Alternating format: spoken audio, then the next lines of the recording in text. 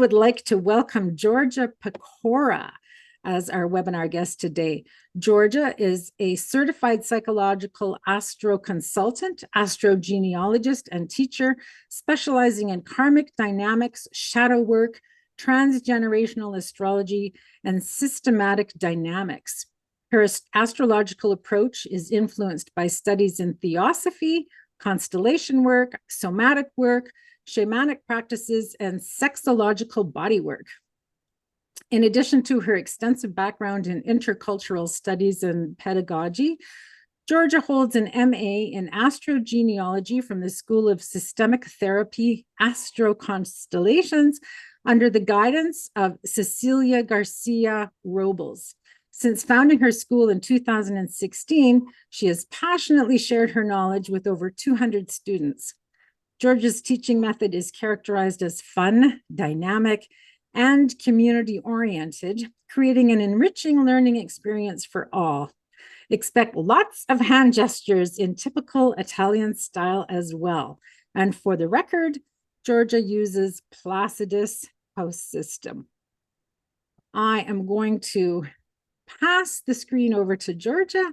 Go ahead and share your wisdom with us.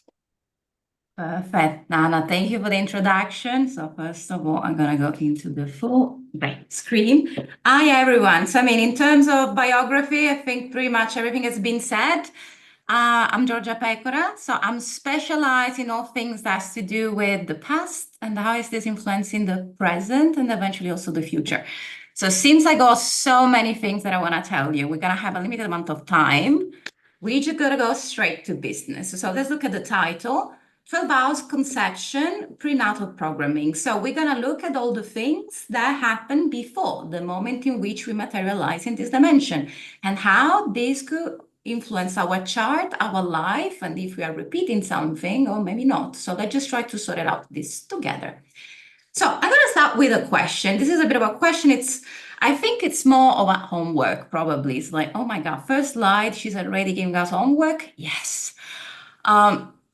We know that everything, that the world revolves around intention. Everything is based on intention. What is your intention for this? What is your intention for that? And yet there is something that I notice a lot with my clients and my students, that we don't know what is the intention behind bringing ourselves to our existence. What was the intention that your parents had? Because it's one of these questions that we all think like, we should know this, but pretty much 90% of the people in this call probably don't. So this is the first question that I would like you to ask yourself. And if you don't have an answer, to go to your parents and ask them. It's like, what was the plan? What was the reason why you decide to have a child? And there we can start thinking about some possible options. Giorgia, why people got children?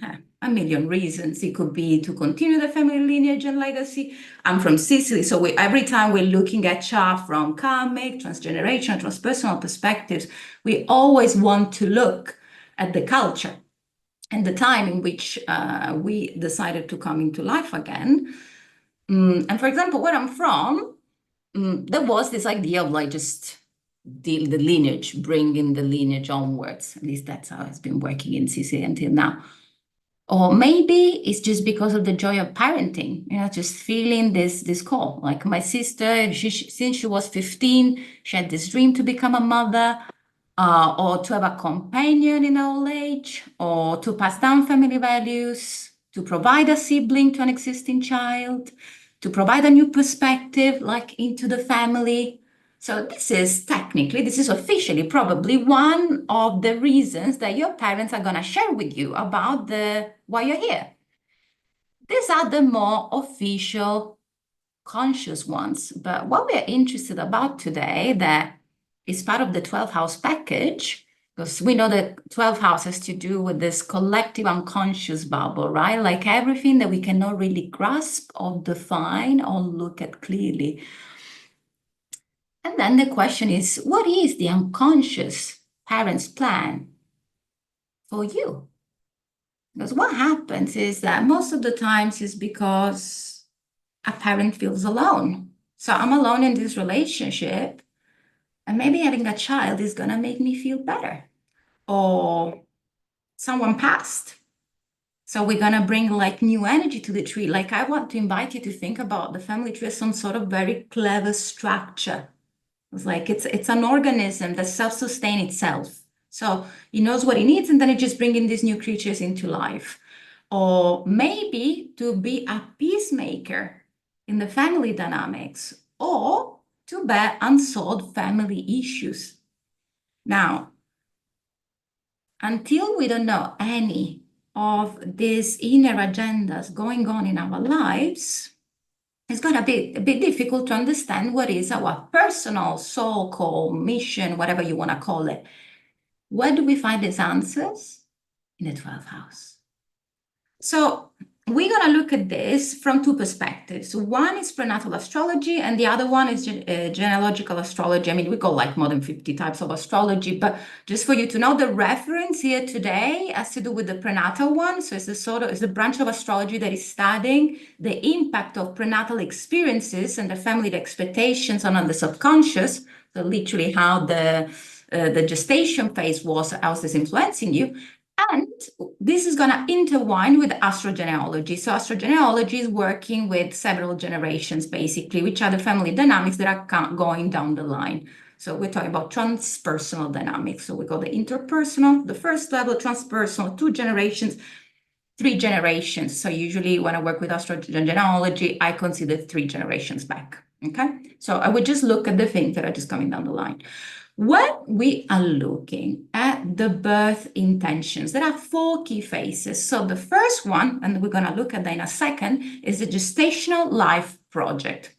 So this starts 9 months before conception. So you see here, there is a whole project that is starting even 9 months earlier of being conceived. So which is the initial intention there. Then there is the conception itself.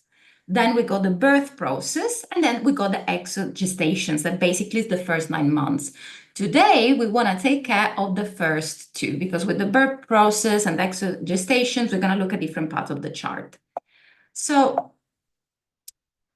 gestational life projects. This is a term that has been coined by the psychologist Mark Frechet, and this is referred to the project that is being given to an individual at conception in a way that most of the time is unconscious. So the things I've been talking basically until now. This project answers why one person has been born in a particular family. Now, what is interesting here? He realized this thing himself because he had a story. So his personal stories entail the fact that the mother was in prison. I think when she was pregnant of him. So there was like all sorts of things that were happening before Mark Frechet was born. So he started this inquiry, and he realized that the fact that the mother was in prison while she was pregnant of him had an influence on him. Unfortunately, there's no natal chart for him, because I looked that up. I was like, that smells like 12 house stuff, but yeah, we don't have the time.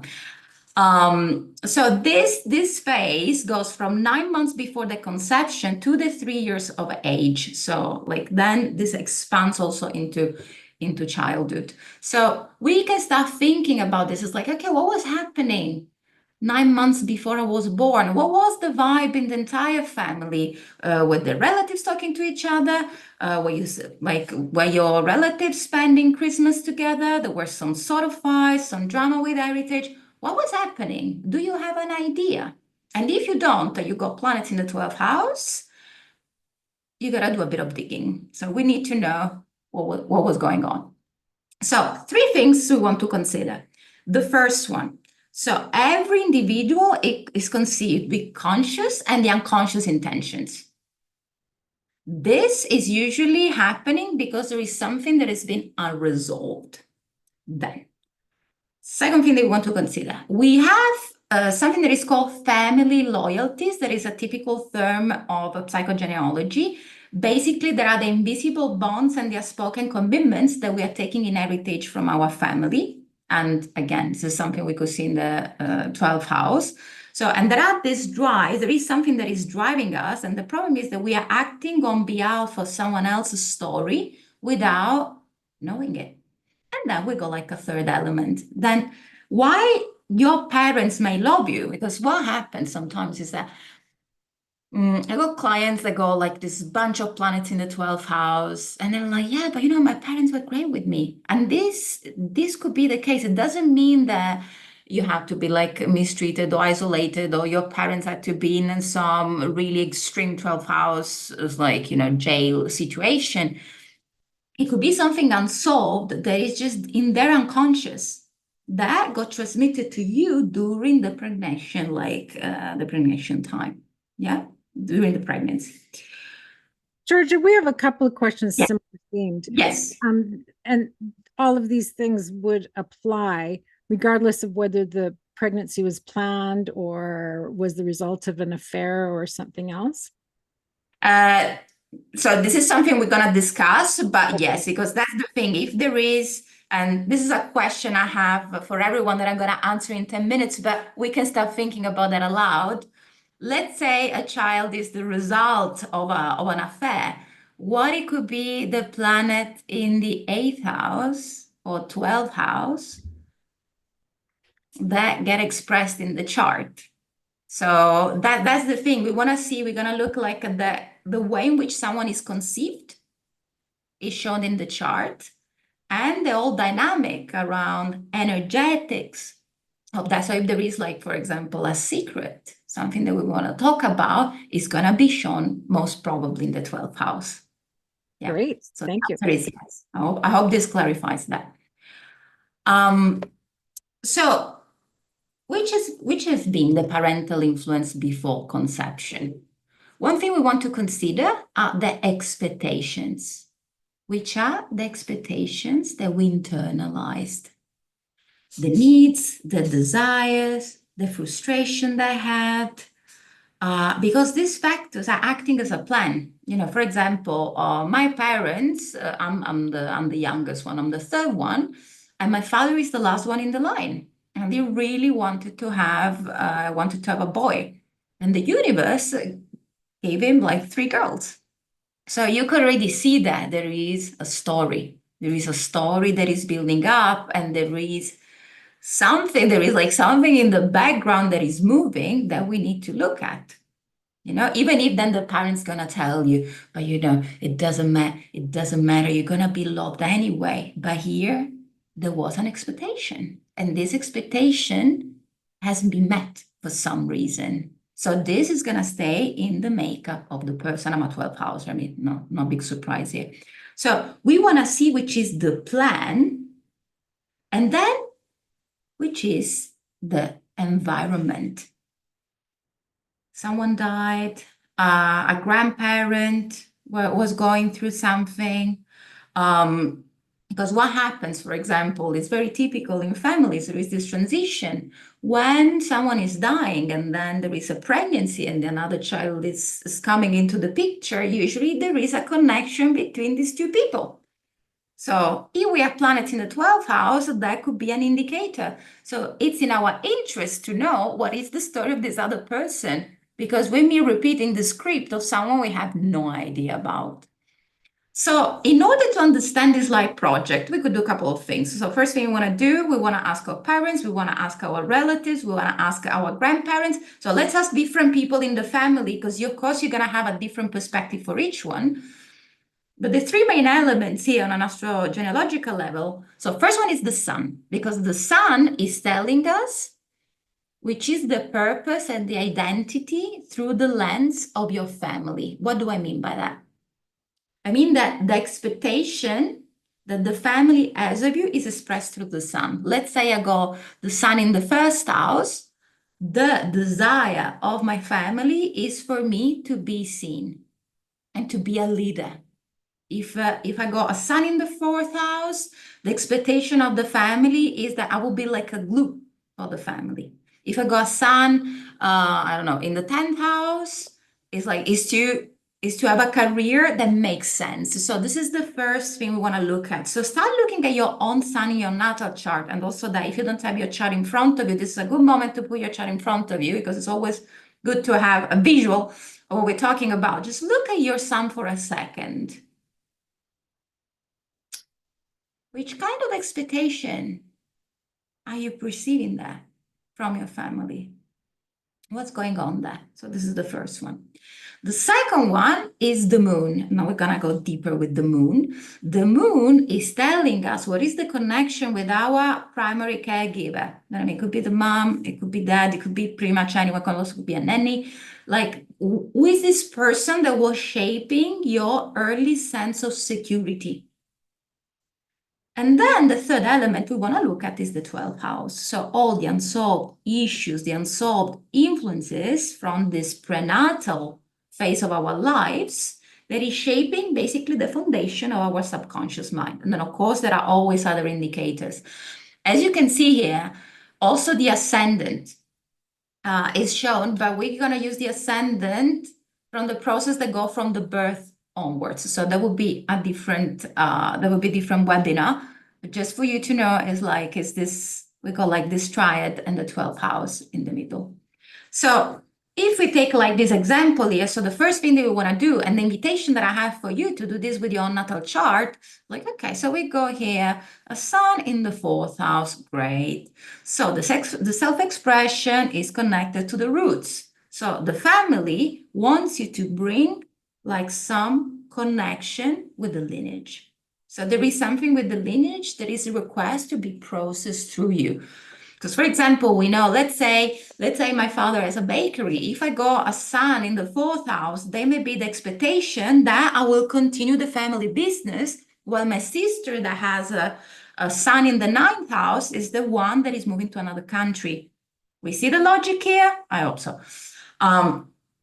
Then moon. So let's look at the moon by sign. So if we got a moon in Leo, we go to possibilities. We may feel confident, we may feel expressive, or if these energies have been expressed openly, so in the sense of Leo, what we're talking about, be appreciated, being seen, be worshipped in some sort of way, we will carry this wound. How do we recognize if there is a wound? By aspect. You know, if I'm having a moon that is making a very beautiful trine with the sun, or a moon that is making a very beautiful trine, with Neptune, it's going to be way easier than a moon that is making a conjunction with Saturn. Yeah, so this is how we determine that in general. And then we look at the 12th house placement, that in this case is Neptune. So here we know that there is something around boundaries, something about self-sacrifice. There is a story in the family tree there. Also because we are seeing that Neptune is making some squares. So this is like how we trace like a first, let's say, identikit of your life project, life gestational project. So sun, moon, 12th house. As I said, with the sun, just have like some sort of feeling. Just look at it. We will go into the analysis for like, there is an issue with time here. I want to focus more on the moon part of the process, because the moon indicates the way in which we are bonding. Now, Georgia, we have another quick question before. Yes. If a child is born earlier than the usual 9 months of gestation, do you still look 9 months before birth? In this case, you count that again. So if it's like 7 months ago, we are counting like backwards to the 7 months. So it's the moment in relationship to your own personal experience. You're trying to estimate the moment of conception. That's the important thing. Yeah. So we calculate based on our experience. Thank you for the question. So bonding starts before the child is born. So that's the reason why it's interesting to look at the moon. So something that is suggested by lots of practitioners and gynecologists, etc., is to interact with the fetus. So 5th month, there is a response to the fetal movement. So we want to provide touch, we want to provide some strokes, because that's the moment in which the baby starts to respond. 7 months, so we're getting closer. The invitation is to speak to the baby, because the baby is understanding that. And until the end of pregnancy, so between the 7th and the 9th month, we want to play music, we want to expose the baby to light, we want to introduce them to voice of other family members. Because like here, there is this expansion. So you see where I'm going here is like, oh, if no one has been interacting with me, if haven't been considered during this part of my intrauterine life, this may show somewhere in your chart that's relevant for you in the house number 12. Yeah? And that's the question also here. Again, you got planets maybe in the 12th house.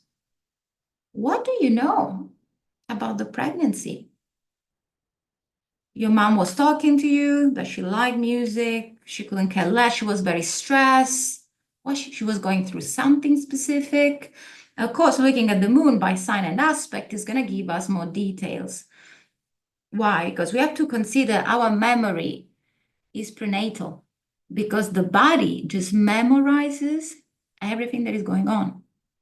So the child is carrying this personal history, and these repressed memories are stored in physical markers, in your skin tone, in your muscles, in your facial expression. So whatever is in the 12th house that we brought with us, it's there, but is repressed. So this is one of the key points. Whatever is in the 12th house, so it's in this dark space, you want to bring to the first. You want to bring this to light. Yeah?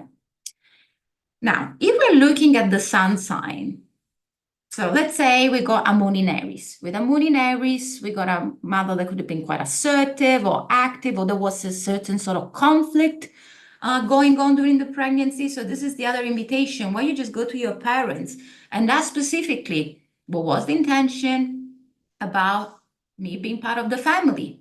Was a plan? Was I wanted? Was not wanted? Second thing, we look at the moon sign. Let's say you got a moon in Aries in your chart. Guys, there was something on around like a conflict or something that's to do with violence or something which you have to break free from something. What is that? So you see, this can narrow down a bit our research. Or a moon in Taurus. So here we had a mother that was trying to provide a certain level of secure environment. But again, we look at the aspects. Maybe there is a square with Saturn, so it was not that successful for some reason. So there is this need for comfort. How do you deal with that? So if you have a moon in Aries, this sense of independence is just comes through you easily or not. With a moon in Taurus, this connection with consistency, emotional consistency, is there or not? When we're dealing with a moon in Gemini, the mother may have been a bit restless or active, or maybe she was studying something as well. So here we need this mental stimulation. Well, where the conversation going on during the pregnancy? Or we got a moon in Cancer. So the mother maybe was quite emotional, nurturing, overprotective. So here there is a need for security, but there is also a tendency towards dependency. So we want to see what is the relationship that our parents have around the topic of dependency. Or we got a moon in Leo. So we got a mother that has a certain level of self-expression or pride around the experience of being pregnant. So we got this confidence in the child, but then there is also a need for validation, a need for recognition. Or a moon in Virgo. So the mother might be quite practical, focus on the health of the child. And maybe, we got a moon opposite Neptune in your natal chart. And there was something concerning around like health or hormones or like something, some numbers were not that clear, and that may given her a bit of anxiety. Or we got the moon in Libra. So we got a mother that was trying like to focus on the relationship with the parent or the relationship with the rest of the family during the pregnancy. Or a moon in Scorpio. Moon in Scorpio, usually there is something quite intense that may have happened. With a moon in Sagittarius, there was something that we wanted to break ourselves free from during this pregnancy. And that's the question. Did we manage to break free or not? Because if we didn't, probably some things are in the 12th house. We call it dumpster. Or we got a moon in Capricorn. So the mother was just focusing on the responsibilities, but maybe there was a certain level of burden connected with this pregnancy, or something that it had to be done, something that was pushed by the culture, the society in which they were in. with the moon in Aquarius, something unconventional going on, or something less traditional. And also here, again, the invitation is wherever you look at this through the lenses of the culture you come from. Because if your mom has a moon in Aquarius, or if you have a moon in Aquarius, this unconventional could mean different things in different moments in time. Yeah. We got a moon in Pisces, so the mother maybe was a bit lost or depressed or distant or completely merging with the child.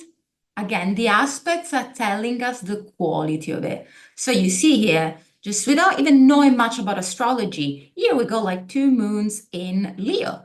But here we're having a 12th house moon conjunct Chiron, and here we got a moon in the 9th house conjunct Jupiter. It's like, do you think that intensity of this 2 moon is the same? I can't see you, but I can imagine some of you being like, really, right? So this is what I mean by that. So every chart has a level of intensity that is coming from transpersonal dynamics that is different. Yeah. And now it's up to you to define, like, how do you feel? How that intensity is playing a role in your life. So we said the sun. So the sun is what the family wants for you. This was like their idea. The moon, the emotional connection that we have with our primary caregivers. And then we got this lovely 12th house. So the unsolved issues. So let's go there. I love to call the 12th house an ancestral dumpster. Why? So we know that the whole process of pregnancy is incredible. So the fetus absorbs the mother chemical signals, so in terms of endorphins, cortisol, and this directly affects the state of the child. If mom has high cortisol, the child is gonna go through the same sort of journey. Then if we think, for example, about the placenta is acting as a filter and the bridge because it's bringing like the emotions, it's bringing the nutrients. The only thing that stays separated is the blood.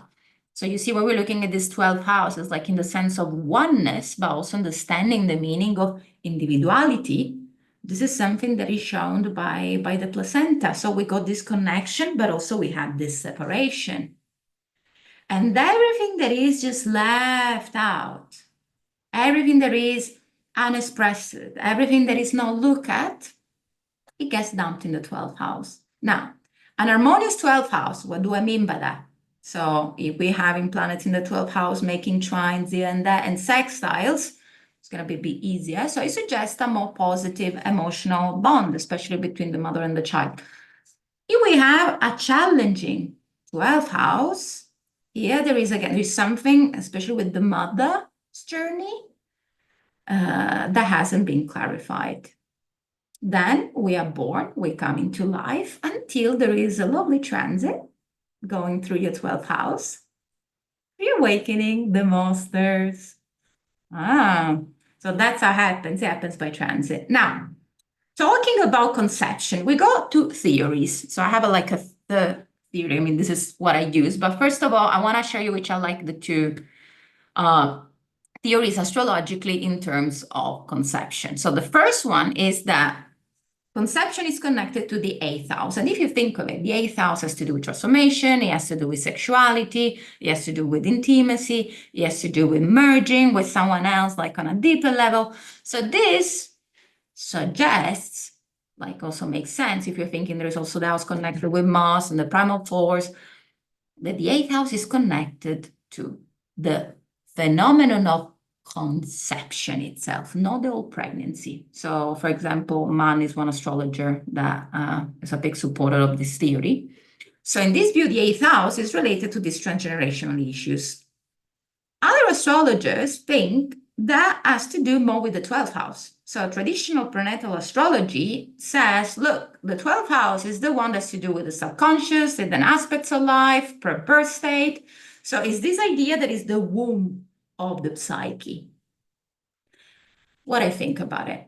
I think it's a mix of the 2 things. So the 8th house is giving us the context for some things that took in heritage from our family, and the 12th house is telling us the prenatal subconscious story. Because like we got to different moments. So we got the moment in which we get conceived, and then we got the old pregnancy, and what just stays in the background. So we want to work with both. I'm just going to go very quickly through these stages, just because I want you to understand what is the logic behind it. So the first state is in the 8th house, is the conception state. So the idea is that the 8th house is describing the act in which you were conceived. So how was it? Your parents were just walking, were on holiday, you're in their honeymoon, and then you just went to the south of Italy. And then one night, what is that? That's the 8th house. So maybe in that case, it would be a very nice Venus in the 8th house. Or maybe there is Pluto. So maybe the result of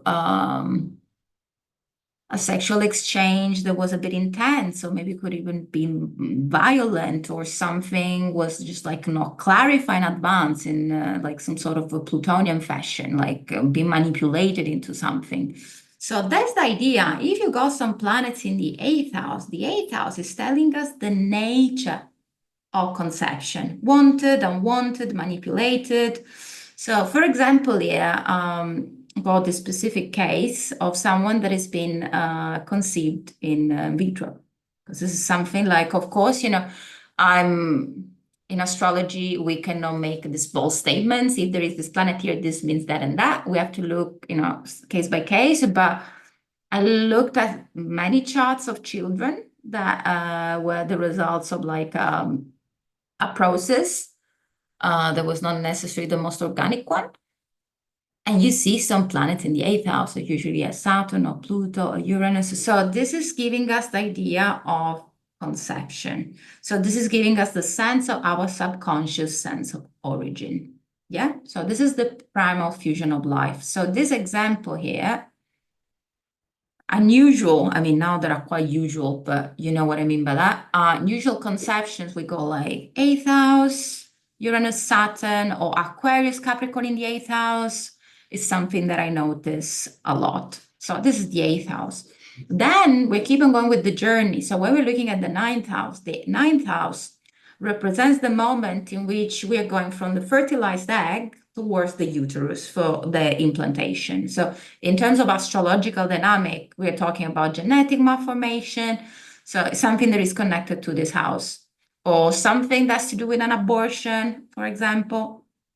So again, if you got planets in the 9th house, is indicating that part of the process.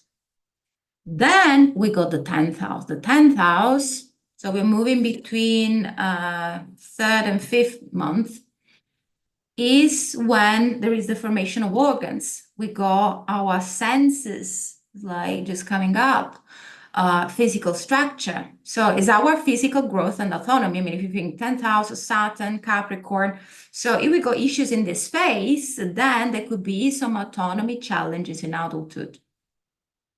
And something that I observe a lot, there was something happening in the environment that could have brought like some sort of stress. Maybe some issues with the, I don't know, with the finance office, or like some practical like problems, limits coming from the environment. Yeah. And then we got the 11th house. What is the logic here? 5th, 6 months. So our fetus, in order like to fully develop and be born, needs to reach the 24th week of pregnancy stage. So that's the reason why you see the 8th, the 9th, the 10th, the 11th. Like these are part of the process, but everything is like in this sort of becoming. You see, it's like slow, things are slowly coming into awareness. And here with the 11th house is about the interaction with the space, the awareness of being part of a family unit. Is the moment in which we start connecting with the voice. It's the moment in which we start connecting with music. If we feel no one is connecting with us or talking to us, interacting with us, we can start feeling this sense of solitude. There's something that it must be seen in the 11th house. But The 12th house. The 12th house has a specific significance because it goes from the 7th to the 9th month. It's like here, we are aware. Like the child cannot move anymore because, I mean, first part, we're just floating around, we're doing our thing. 12th house, we know that the 12th house is the house of constriction. So we got this physical constriction. We cannot move much. So it's really like I'm there, almost in this contemplation space, and the fetus gains weight and begins to dream. So here we have in this oniric 12th house, the house of dreams, coming up. And also, if you think you got too much 12th house, look at this. This was a client of mine. I was like, okay, we really need to use this for a case study. So if you think your 12th house is crazy, there is always someone else with some more interesting wild 12th house placements. So here we are getting ready for birth. And this is something that is communicated by the fetus. And that's also an important thing. At the moment, I'm making a study about what happens when we try to induce a birth. That's completely, again, a conversation. But this has an impact on the overall experience that we can find in the 12th house, we can find in the first house. And most of the difficult experiences that are taking place in the 12th house are connected to the last 3 months of gestation. Because you see now, we are fully formed, even if you be born after 7 months, the possibility of surviving is quite high, because this is the space in which literally we are declaring to ourselves on an anemic level, okay, we're going to come down here. So once we got this awareness, this implies that our understanding of the space around us becomes more clear. Yeah. So since the fetus known when to be born, another question we want to ask, was induced, it was not induced, how much time did I take? Was I taking my time? Did I just want to like come through very quickly? Because the fetus doesn't depend from the mother just on a physical level, but also on a psychological one. The brain is nearly fully formed. What your mom thinks, it's what you think. Now, if we don't know what our mother was thinking, and some of the things that our mother was thinking is not something that anyone else got to know, 12th house, dumpster. Yeah, Georgia, I got lots of planets in the 12th house, but yeah, no, I mean, my mom didn't share much. It was okay. This is the house of mysteries. So don't expect for the truth to just emerge on its own.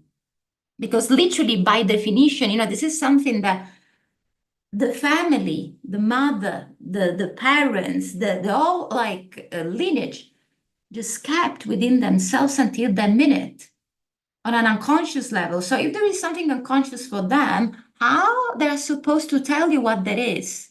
This is what we have to consider. And this is why astrology really helps here, because we can make some theories kind of bypassing what actually happened in the moment.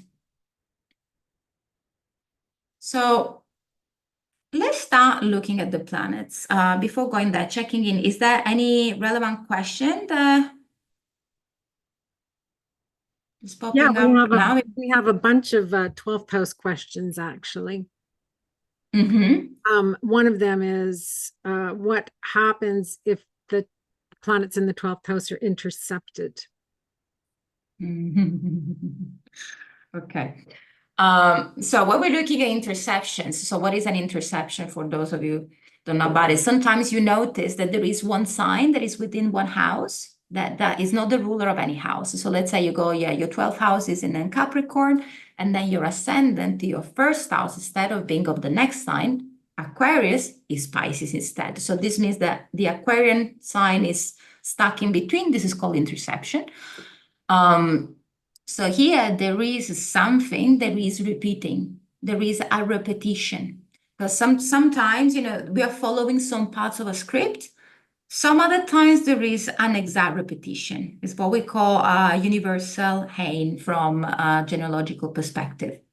So I'm following the same path of someone else. So something that would be nice to do is to work on this systematically, meaning looking at the system, looking at the charts of other family members, and if there is something that is connected with that intercepted space and planet that is calling us. Let's say I have a Mercury in the 12th house in Taurus intercepted. And now you start to look at the whole system, because even if you don't have the time of birth, you can still look at many things in a chart. You won't have the ascendant, also the moon, because the moon could be in a different sign. But still, the rest of the planets is going to be in a specific position. And maybe you notice that you got grandmother that had Chiron exactly in the same degree. That's an alarm. That's somewhere we really want to look at specifically. This is a work that in general we want to do with 12 house planets. So there could be like certain vibes that we are taking. But when there is the interception, we are really asked to go into this, magic research. I hope this answering a bit the question. It's a bit complex one, but. Thank you. Yeah. And then the other question we're getting is not having any planets at all in the 12th house. It's not necessarily going to indicate that everything is peachy. Oh, no, absolutely. Because that's the thing, we go the 8th house, because like when we're thinking about the karmic houses, so we're working with the 4th, we're working with the 8th, we're working with the 12th. It's just a different sort of dynamic that comes up. Because if we're working like with the 8th house, it's about like the forgotten ones, like some taboos going on. This could be expressed in many, many ways, because there is something that we have to learn to share as part of the 8th house theme. While in the 12th house, we're going to have to transcend this. So we've been asked to bring this level of isolation in order to process what happened. So we need to embrace this silence in order for this voice to emerge. So this is just one specific case. There are many other indicators in the chart that could keep you busy especially on a karmic evolutionary level. Because we all have the nodal, like the nodal axis in our chart. So there is some work to do. Because you incarnated, because something has been completed, because otherwise, in the sense of the samsara, if there would be no more desire, you won't be here. So there is always work to be done. Don't worry. I noticed that there is a bit of a romanticization of the 12th house. And for us, 12 houses is like, if you have no planets in the 12th house, you'd be good to go as well. Yeah. So let's, Donna, is there any other question for now before? Maybe things that you will talk about later, but there's a question about unaspected planets that, might be found in the 12th house.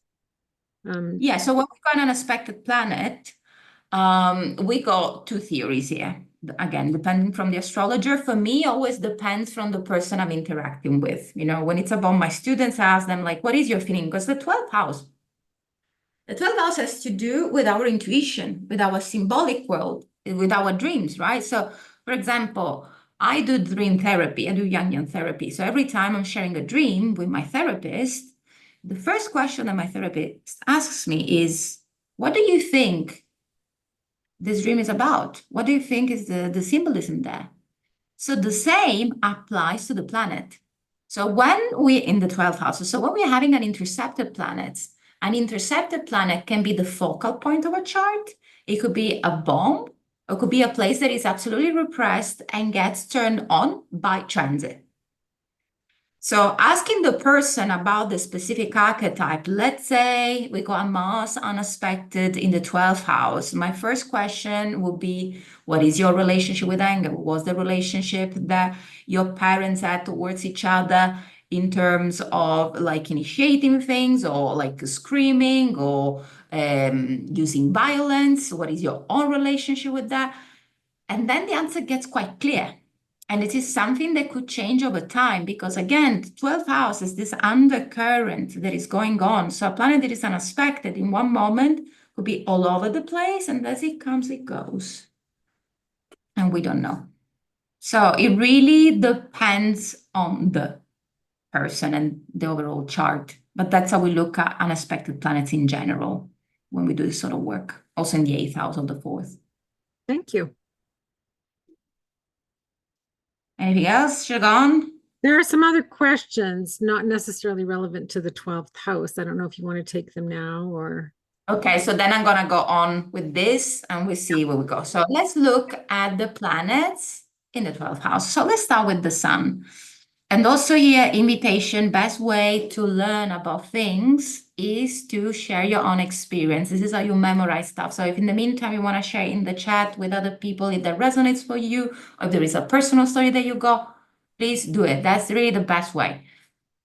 So when we got the sun in the 12th, I mean, the sun is our core. So here we go one parent. It doesn't have to be necessarily the father. So it could be the mother, it could be a grandparent. So you see, again, when we're looking at this from a more genealogical perspective, it doesn't matter exactly who that person is, unless you're looking at trillion charts, but is the sort of feeling that we internalized. So here, there is something that has been fulfilled.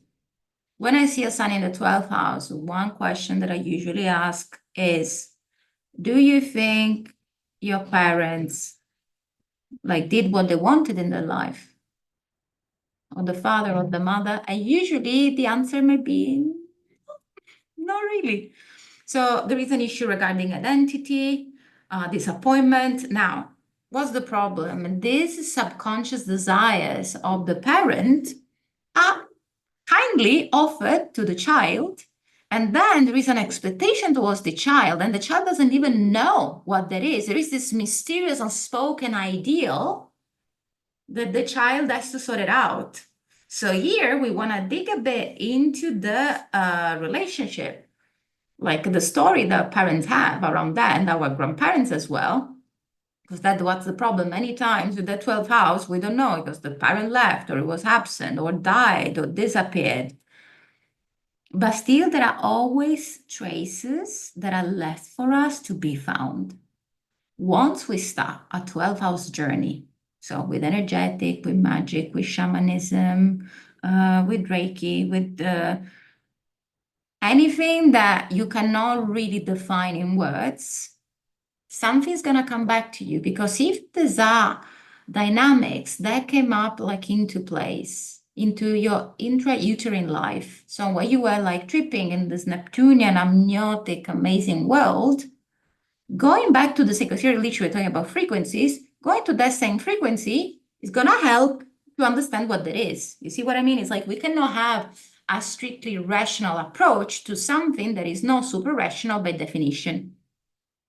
So with the sun here, we want to explore these motivations. For example, maybe there was a parent that wanted to become an artist, but then they chose a conventional job because we had to sustain the family. When you think about the 12th house, always think about this planet going into this deep voice. It's this is what's supposed to be done.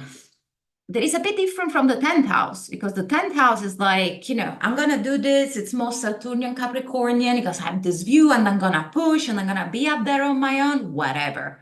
The 12th house is a bit more miserable in that sense. It's yeah, I'm doing this, but yeah, great. There's always this in the background.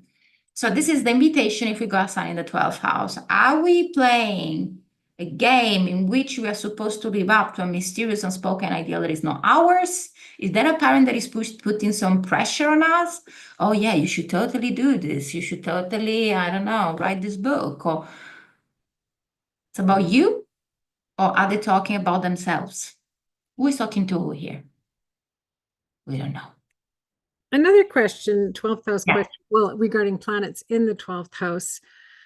Mhm. You think that I'm going to combine some of the questions here for the people in the Q&A.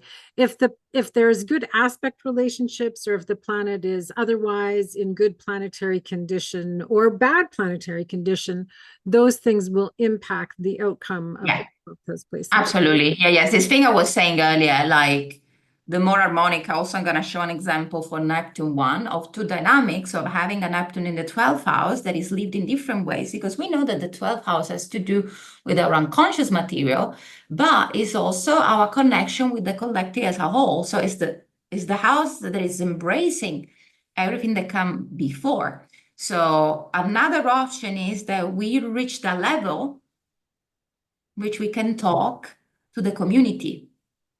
So there is a sense of a spiritual alignment that is ready to be delivered to the world. For example, let's say you have a parent that is doing 12th house and mystical things of some sort of way, and this is coming down the line with you. They've done the work, and you are ready transforming this work for the collective. Great. Thank you. Anything else for now, Donna? On? I think you should carry on. Yes. So let's look at the moon. So for example, here, let's look at this moon. Moon in the 12th house conjunct Saturn in Scorpio. That's a lot.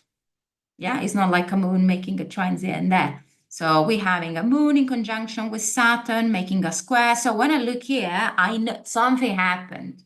What happened during the pregnancy? And also looking at the expositor, also Pluto. I put this example specifically because you see it's 27 degrees, the 12th house is 29 degrees. We start to consider planets in the 12th house from 2 degrees from the 11th house. So this also will consider as part of the 12th house party.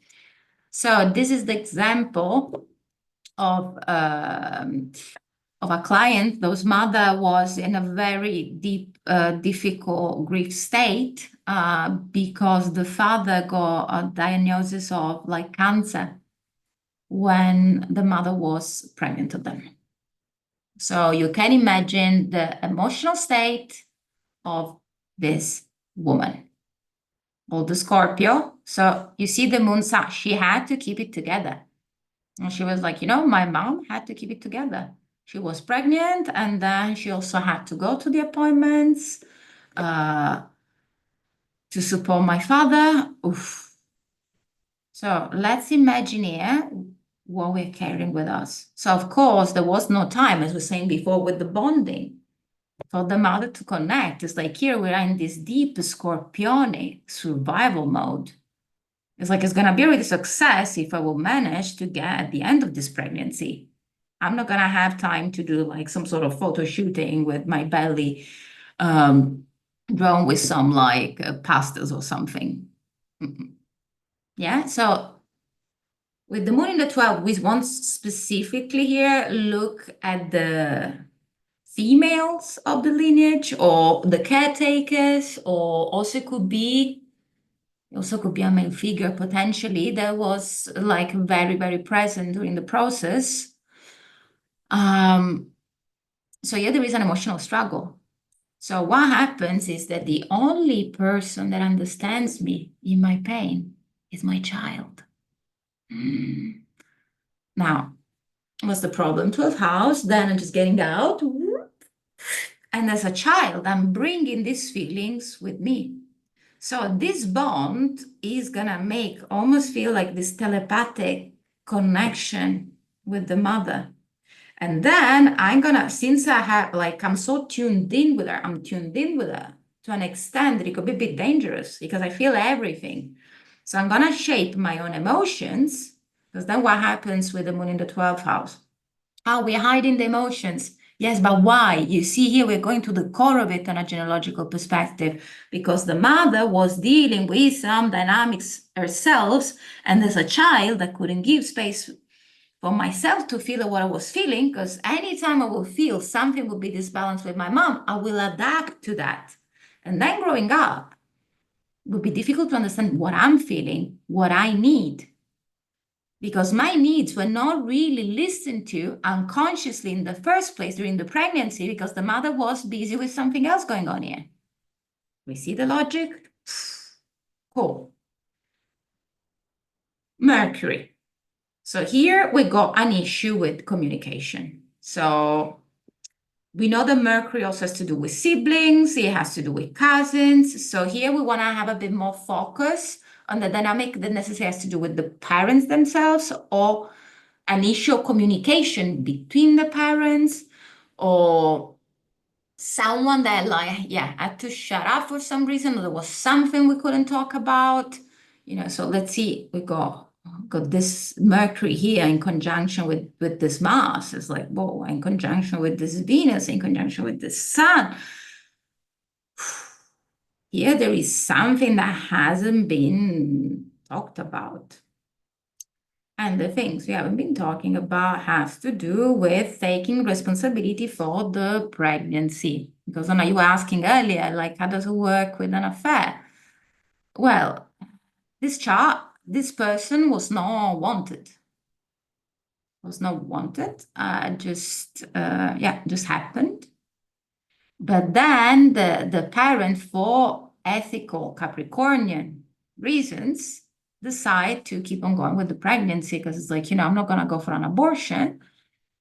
But then there is all this unconscious thing going on. So the pregnancy has been perceived as something that had to be done. So in a quite detached yet very practical way. And then what is interesting here, we see this trine going on. So we got trine with Chiron, we got a trine with the moon. So then, my question would be like, and how was the relationship then? Because, I'm looking at the moon Chiron. So the problem is that one wanted to keep the child and the other one didn't want to. So the other person was supportive, but the person that went to the pregnancy at first just saw it as like some sort of duty, some sort of punishment. So a process that was chosen out of guilt, typical Capricornian feature. So here there was not like much talking. Like one thing that this person shared when I was doing an interview with them, were like, I haven't found much from my childhood. It's like they didn't have a room that was specifically for a child. So there was just a room and there was a bed, and that was pretty much it. So you couldn't recognize it was an adult or one. And this is a typical Mercurial manifestation, because Mercury has to do like with our ideas, the things we are writing and the notes, and right, it's like it's what is stimulating our mind.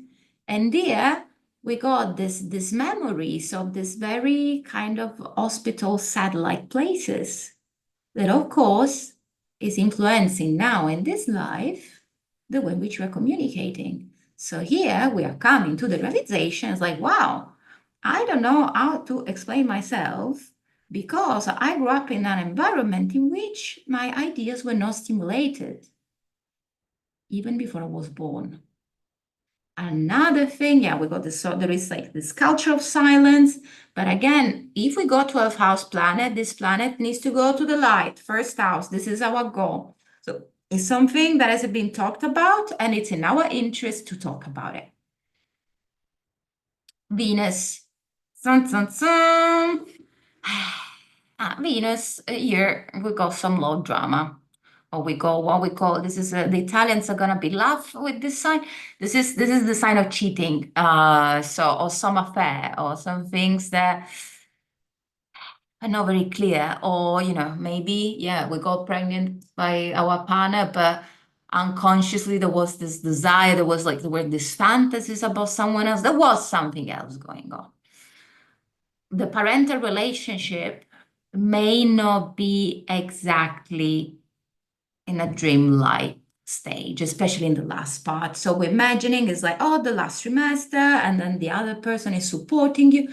With a Venus in the 12th house, unless there are amazing harmonic dynamics, the relationship was not probably great. So then what happens? During pregnancy, the mother doesn't feel loved, and then the child is coming down here, and they got this Venus in the 12th house. Oh, you know what? I think I'm not lovable. And that's the problem. It's not that you are not lovable, it's that your mother thought you were not lovable, and you internalize that because your fetus was literally, your brains were just connected to each other. So if we don't talk openly about this relationship, if we understand what this relationship was about, or this relationship with love in general, or also sacrifice, it doesn't have to be a love relationship. Venus also has to do with this idea of like money and deserving. So there were like many sacrifices. It's like, for example, one thing that came up with one client was the fact that the parents got married when the mother was pregnant, but it was a very simple ceremony, like was not much going on. But it's one of the biggest regrets that the mother is carrying with her. It was like, I feel like I'm married because we had to, but not because I was loved. So internalizing this, and then we're giving to our child an amazing 12th house dynamic instead of going to therapy, because these were other times. Or another thing could be that, like, maybe one parent is in the army or is a sailor. They're away. So we got this sense of, like, we got this lack of connection this harmony that Venus craves. So of course we grow up then confused about how we're supposed to relate. Then we're looking at Mars. So you say, whoa, this Mars is the center of a T-square in Aries with an ascendant in Taurus. So everything seems calm until it's not. Because you see here, when we're looking at the overall chart, we're like, oh, yeah, we got a Virgo with an ascendant in Taurus and a moon in Capricorn, someone that is doing their own thing. And then there is this Mars here making square with Uranus, so it's quite unpredictable, and with Chiron.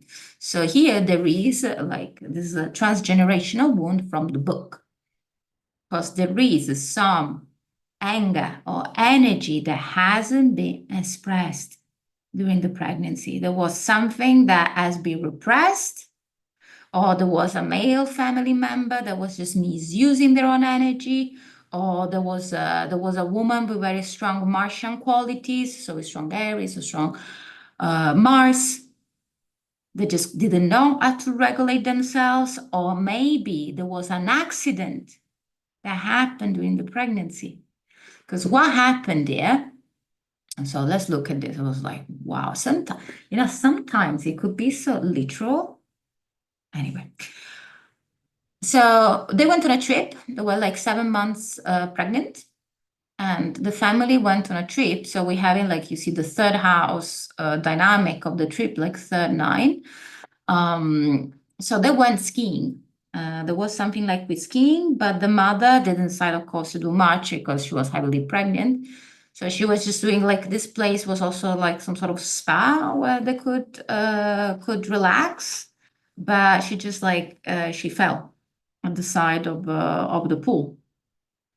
And I think yeah, she broke something, like, yeah, proper Aries thing. She's like was not careful enough. This, of course, had an impact, because from that point on until the end of the pregnancy, the mother was not really self-sufficient because she had an injury. How did she process this? I don't think in a great way, because maybe she realized that she needed help and this help was not coming in the way she hoped for. Or, you also have the cases of someone that was doing something active and then for some reason this thing has been blocked. Then we got Jupiter. So with Jupiter, there has been someone in the family, these people are like, oh, so talented. There are so many things they could have done. And it's like, yeah, they play the guitar and they do this and do that, but then there's no substance. That could be an issue with the Jupiter in the 12th house. What could have been living in this memory? So we want to see which are all the regrets that are going on in the family. We wanted to do something, but we couldn't. And you see, it's different from the sun, because the sun is more something on identity level. I don't know who am I, basically. It's like the sense of the self question mark. With Jupiter, it's more this, like, it's a social planet. It's this, I've been in an environment that is not embracing what I really, really want. So, here we go, for example, our grandparent that wants to travel the world, but then he couldn't do it because they couldn't travel. But if I could have traveled and if I could have studied in France as I wanted, by now, I would be this and that. Yeah, but it happened. Because that's the thing, that 12 hours is like, yeah, it's somewhere in the system, but it's also delusional. It's a bit delulu. So with the Jupiter and the 12, we want to see which are all these potentials that also maybe also go wasted, because that's another possibility. Then we got Saturn. Saturn is limiting and also limitations. So there was a certain level of responsibility. Is the example I was showing earlier. The sense of responsibilities that we are carrying with us. We just feel like that we are burdened. And then the child also starts to feel the body as a cage, as restriction. So then as a paradox, because what Saturn is when we are experiencing a limitation. The 12th house is the house of solitude. Saturn 12th house people have to learn that we are born, we're born on our own, we're on our own. Accept aloneness. And here it takes more time because we feel we manifested in a body that felt like a cage. So I'm going to try to do everything in my own power, not to be in this confined place until we know where Saturn is, there is some sort of initiation has to take place, until we're going to be confined or stuck or blocked. Somehow to really sit in this contemplation. So here we want to transform this experience of the jail to this moment of peace, even if there is this jail around us. Like the jail is a construct of your mind. Illness, mental health struggles, ending up in institutions, feeling lonely, family, like someone homeless, or a grandparent who spent time in jail, or exiled. So these are all like 12th house signatures. So here's really this question of how can I move from the sense of duty and see, because we're going to see now some remedies for this. It's like we have to give voice to this more like spiritual part of us. Our local one, our crazy one here. So here there was something unexpected. Every time I see Uranus, I'm like, okay, what happened here? We never know. We never get bored with this. A change, maybe it could be a moving somewhere else, or being with someone that just left and realized like, sorry, this is not for me, or parents going off grid, or there could be a family member that was an outsider. So we want to see in which ways our family tree is different. What is different, or who tried to be different without being fully successful. It's like there was a rebel, but didn't manage to rebel the whole way in. Yeah, so here the question is, it's quite a complex archetype to carry, because whatever like Uranus is, and in terms of trauma on a intergenerational level, has to do with our mental trauma. It's extremely important here to have some spiritual practices in place, because otherwise it's so difficult to make sense of this reality, because this Uranus is like, I'm out of the matrix, I came down here. Some people get out of the matrix when there are, the Saturn opposition, 42, 43. Here we get out of the matrix way earlier. It's so confusing. So in which way are we different, and which are the allies in our family that can help us to express this new desire that there is in the lineage? Because Uranus is always an invitation to bring something new. It's time to do something new. Neptune. A parent that had issues with addictions, and addiction doesn't have to be necessarily drugs, but like any sort of habit that was not serving them well for some reason, confusion, or even an idealized way of this pregnancy, and then in reality it's like me and my child, and then maybe the child is born and we realize it's a different creature. So there could be maybe postpartum depression, like not managing to accept the separation here. Or another way to look at it, because you see, this is a very beautiful position for this Neptune. It's like maybe there was a relative that was mystical, and these powers are coming like through us. So you see, if we see here, we got these two examples. So on one side we have this beautiful Neptune making this trine and making this sextile here. So it seems like that all the transpersonal work that has been done, the service that's been given, because 12th house service is leading this person in the line somewhere up here.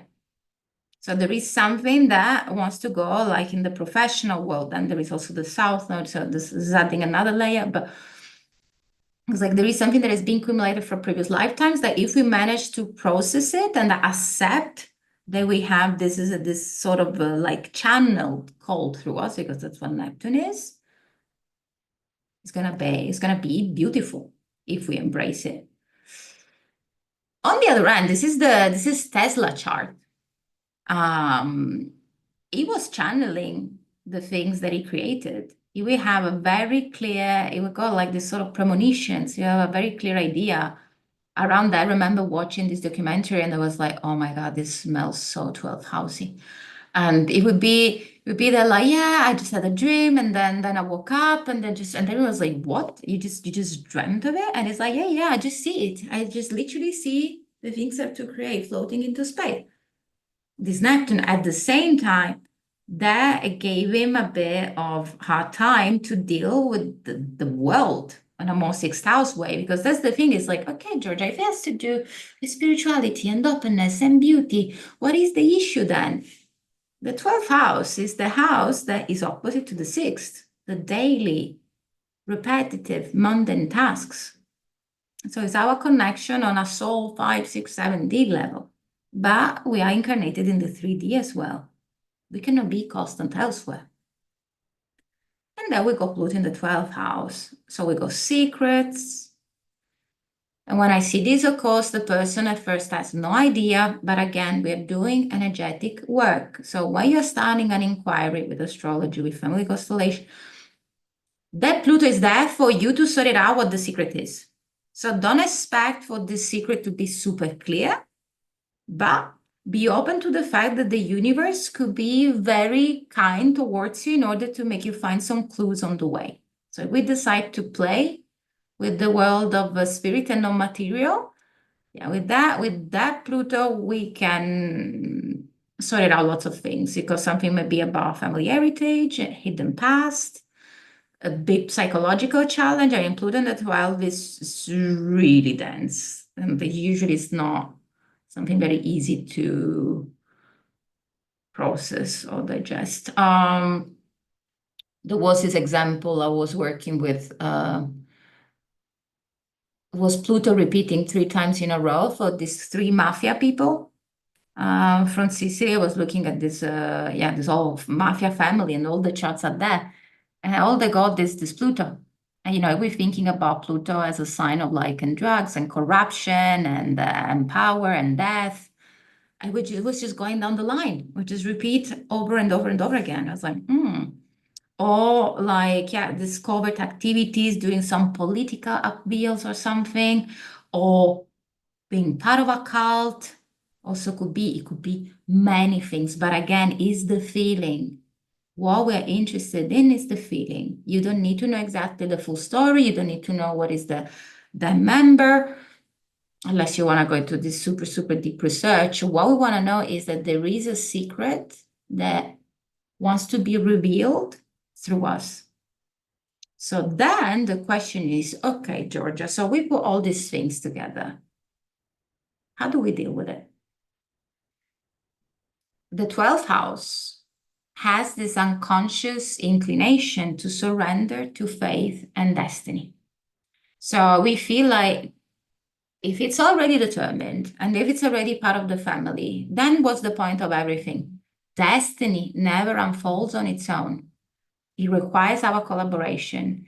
So what I'm trying to say is that when we are born, we are in a passive position with our 12 house planets, because we are the receiving end of something to which consciously we didn't ask for, but unconsciously, if it's that, there is a higher reason for that. So we want to go from this level of being passive, from passive to active. Yeah. So we want to make this to emerge. So on a visual, we take this planet and we put it in the first house. If I have a Saturn in the 12th house, oh yeah, I'm scared, I get anxious in places that are confined. Great. Go and volunteering in a jail. How does it look like? Pluto in the 12th house, Pluto in the first. Great. Go and do some shadow work. Uranus in the 12th house, Uranus in the first. Yeah, just go and do something that is really, really challenging for yourself and just like question yourself. So you see, this is how we change things. So it starts with us, it ends with us, if we want to. So we surrender with action. Don't lose your agency, because every time people are like, oh, I got planets in the 12th house, I'm screwed. No, we just have to deal with this in a creative way. So then what we're going to do? So first there is this process that you're going to go. First, you're going to have this symbiotic connection with your parents. Spoiler, it's going to disappoint you. And then it's like, no, Giorgia, then I'm going to have another plan. Then you're going to try to put this in your partnership. Spoiler, it's going to disappoint you. And then you're going to try with some external things. So you see, personal, interpersonal, so Sun, Moon, Venus, Mars, then we got Jupiter and Saturn. And then, oh, I'm going to distract myself. I'm going to do drugs. I'm going to play video games, for 7 hours or so. I don't have to deal with the heaviness of the world, because like here we go, such a deep sensitivity. This is what the 12th house does. It's like you are naturally attuned to something that is bigger than you 24/7, and you never have an idea of it. So if you don't create a channel for that, it's just too much. So the 12 hours is like, we have to change way of dealing with that. We want to enter a state of emptiness, silence, to reconnect to the wholeness of spirit. How do we do it? Like, it's this thing that is called romantic core. It's important to find the magic of the divine in your daily life. Start seeing your life as like with more romance. Because if it's true that there is this pain in the world that you feel, it's also true that there is this amount of unconditional love that just can pop up when you find the things, your 12th house things, that make you feel happy. What is that? Is creating art? Is doing a meditation? What is this? But there are like 3 steps that I usually notice with people. So the first thing, I notice myself being a 12th house.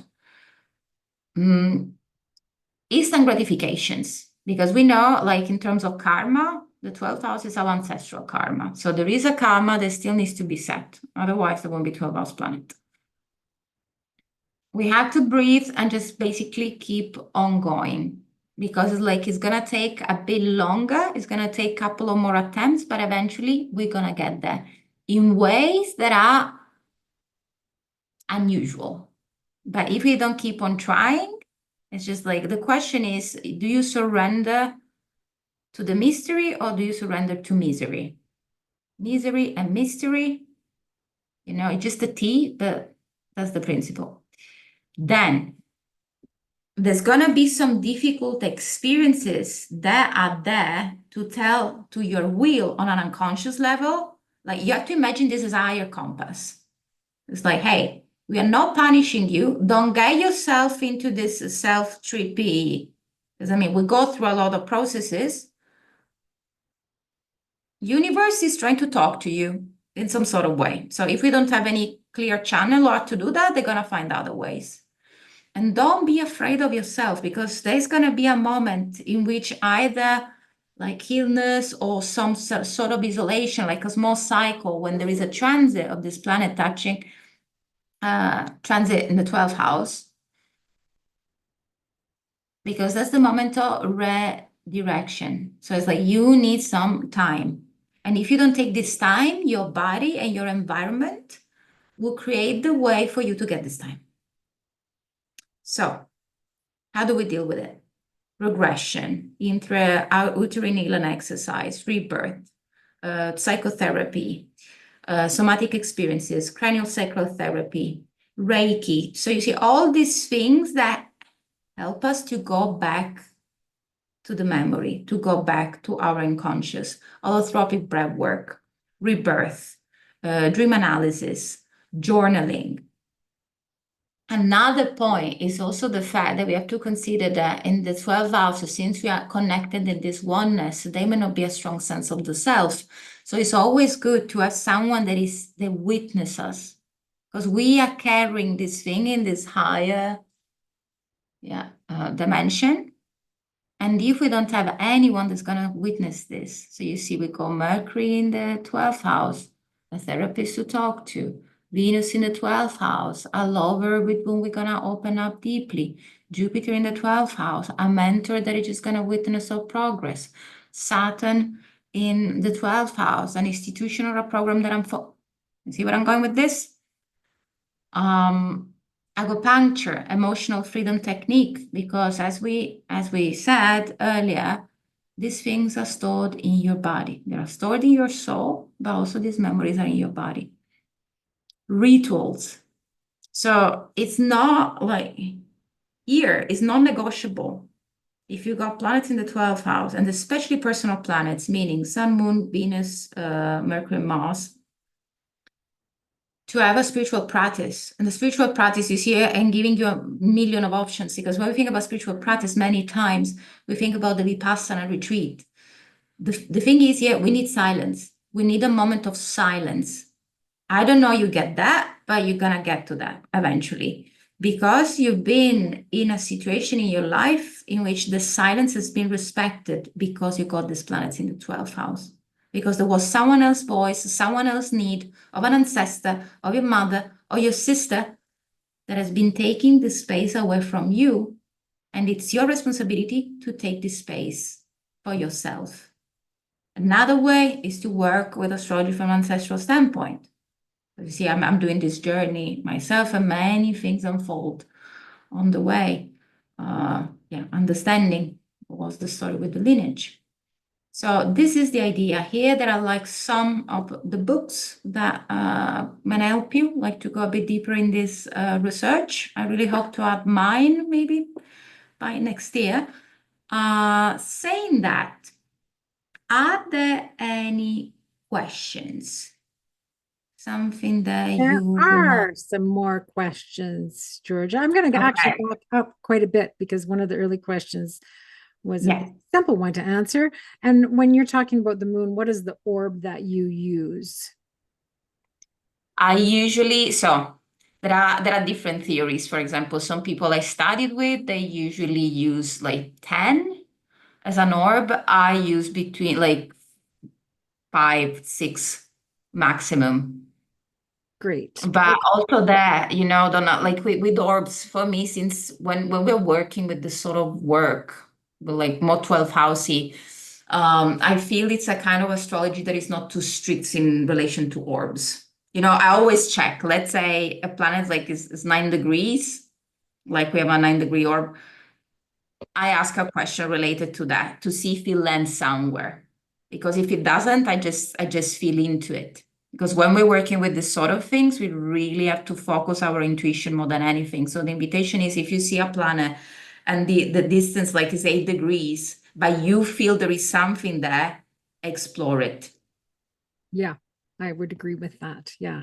Yeah. The next question, when you were done with the planets, we immediately got a million people asking, what about Chiron and some of the asteroids?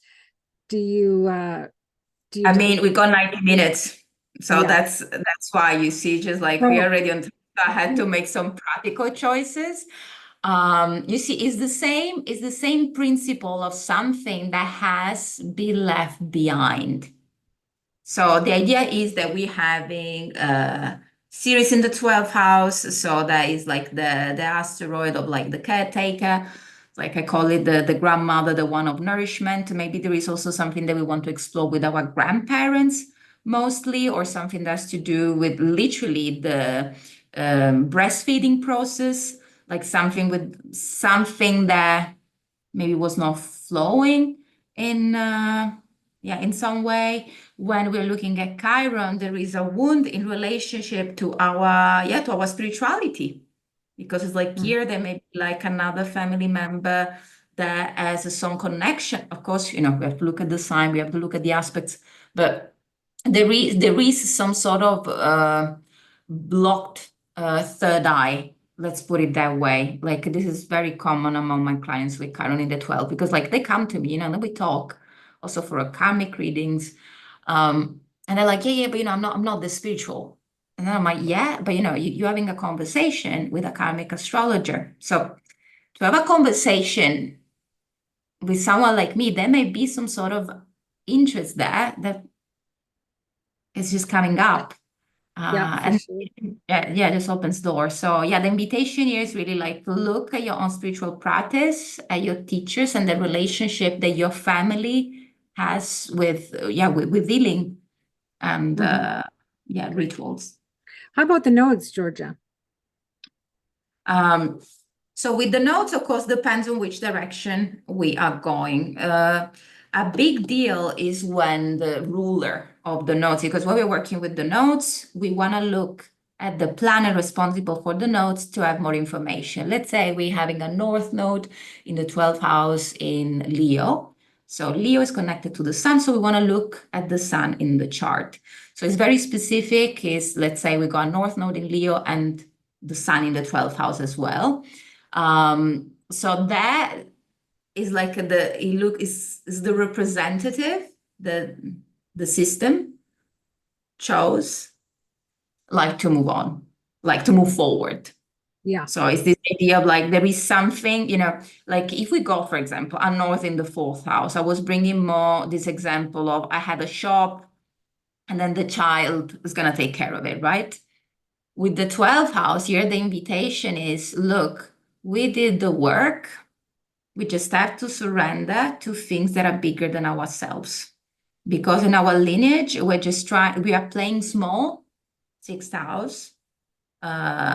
Or there's been like a blockage also in terms of being too rational, and just like doing things in it, like not allowing anything that is out of control. And then this person with a north node in the 12th house is like, got two options. We either embrace letting go of some of this control, or we're going to find ourselves in situations in which we won't have a control and we're going to have to deal with that by transit. Yeah. Great. Thank you. Georgia, there's a few people, if you could scroll back to that book list, I think there's some people that would like to take a screenshot of that. So Yeah. use your Go for it. opportunity, take a screenshot, and you will have access to that. And I'm going to just ask one more question because I know we're Yes. really appreciate your time. It's late there. There were a lot of people asking about planets, especially empty houses, but regardless, how much weight do you give to the ruler of that house as opposed to the sun? Like, would you look to the ruler of that 12th house and where it is by sign and house placement? Oh, yeah. I mean, I think the ruler of each house is always fundamental to look Yeah, at because it's what is telling us the story of the chart. Because exactly. we don't know what goes where. So that in general. With the 12th house, so when we're looking at the rule of the 12th house, it could be a great starting point to start your inquiry. Because we know that the 12th house has to do, yes, with the unconscious, but is also the place in which we are connected with everything. So we can have a higher understanding of things. So if we want to dig in the 12th house, let's start from the place in which the ruler is located. Let's say my 12th house is in Capricorn, the ruler, Saturn is in house number 10. So this is something that is getting expressed through my work. So Right. the idea is the ruler is just making the channel easier. Yeah. So use the ruler of the 12th house as a starting point for your spiritual research. Great. Thank you. Scroll back to your contact information again, Georgia. I know we had lots of people that were asking questions that seemed very personal to their own charts. And if they want to book a reading with you to find out more about that, they would just go to your website, visionaryastrology.org. Yeah. I am very active on Instagram. So for those of you that are on Instagram, I'm writing things daily. I offer a newsletter for free for every new moon and full moon. I put lots of love into that. They're quite long. There are lots of inquiries. Everyone loves it. So this is another option. And yeah, I do sessions with karmic perspective, astrogenealogical one. It's all in my website. So you're going to find everything there. And I teach. I do courses of karmic astrology, psychological astrology. So yeah, Fantastic. that's me. Well, Georgia, we really appreciate you giving your time to us today. And of course, for everyone who missed the live presentation or who wants to watch it again and take some screenshots of things that you missed, this presentation will be available on the Kepler College YouTube channel. So we ask you to search that out for this presentation and many others. And of course, Georgia, as you know, our webinar series, it's our gift to the community, and we Yeah. always appreciate the support that our presenters give. And thank you for your time today. And yeah, for anybody who feels inclined to support our webinar series and our scholarships, please consider making a donation. And I think Ray's going to pop a final link to that into the chat for those of you who are able to do so. So thank you so much. So much love coming through. Look at the hearts just flying up for your presentation. We really appreciate it. Amazing. Thank you, everyone. That was great. I'm gonna prepare myself dinner. You're in Spain, and yeah, until the next one then. Thank you so much. Bye. Bye.